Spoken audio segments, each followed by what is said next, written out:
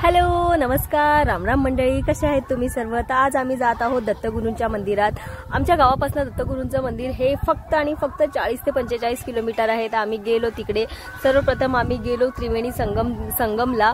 त्रिवेणी संगम मध्ये जायचं असतं। तिथे आंघोळ केल्यावर जी आपल्या अंगात नेगेटिव्ह शक्ती असते किंवा आपल्यामध्ये काही असतं नेगेटिव्ह एनर्जी वगैरे, ती सगळी त्या पाण्यात वाहून जाते।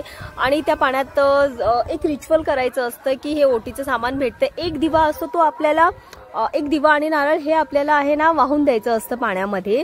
आणि दुसरा जो दिवा असतो त्या दिवाचं माझ्या पप्पांनी सांगितलं, मला तर माहिती नव्हतं, माझ्या पप्पांनी सांगितलं की त्या दिवाचं शिवलिंग बनवून त्या शिवलिंगावर त्याची पूजा करायची असते आणि तो दिवा शिवलिंगाला अर्पित करायचा असतो। तर आम्ही छोटंसं शिवलिंग बनवलं आणि मस्त त्याची पूजा वगैरे केली। ती पूजा करताना इतका आनंद वाटला, इतका आनंद झाला ना, मी सांगूही शकत नाही तो माझा आनंद।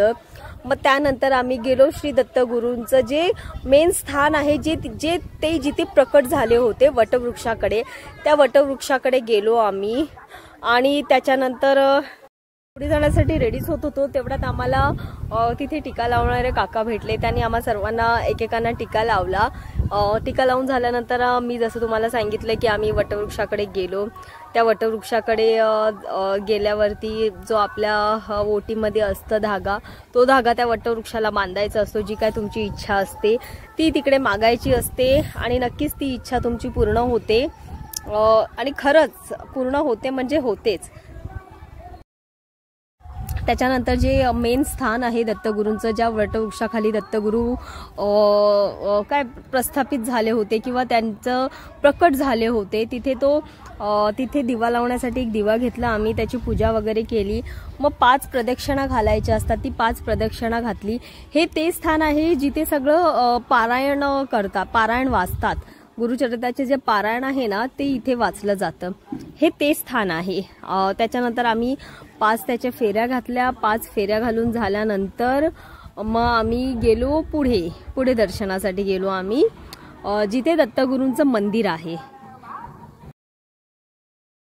ही सगळी आमची फॅमिली, आम्ही लाईनीत उभे आहोत।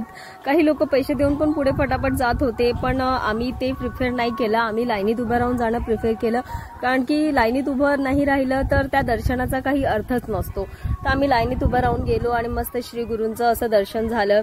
त्याच्यानंतर आम्ही बाहेर आलो, बाहेर थोडंसं बसलो आणि ह्या मंदिरात बसल्यावरती जी प्रसन्नता वाटते ना तुम्हाला, मी सांगू शकत नाही। तुम्ही स्वतः गेल्यावर अनुभवाल तर तुम्हाला समजेल की आतमध्ये जाऊन काय ते खरी ती एक ओढ असते देवाची, ती ओढ तुम्हाला समजेल। आणि मग आम्ही सर्वांनी दर्शन घेतलं। माझी पिल्लू पण माझं बघून नमस्कार करत होती देवाकडे। माझ्या पिल्लूनेही मग दत्तगुरूंचं दर्शन घेतलं। त्याच्यानंतर ती फोर्स करत होती की मला घंटी वाजवायची आहे।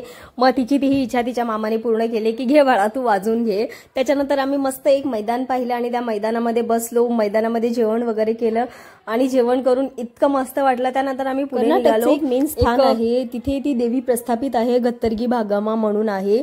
त्या देवीला कर्नाटकची महाराणी सुद्धा असं म्हटलं जातं। त्या देवीचं दर्शन घेतलं आणि देवीचं दर्शन घेऊन इतकं प्रसन्न वाटलं आम्हाला। मग आम्ही घरी यायला निघालो। प्लीज गाईज, तुम्हाला व्हिडिओ आवडला असेल तर शेअर, सबस्क्राईब आणि लाईक करा प्लीज गाईज।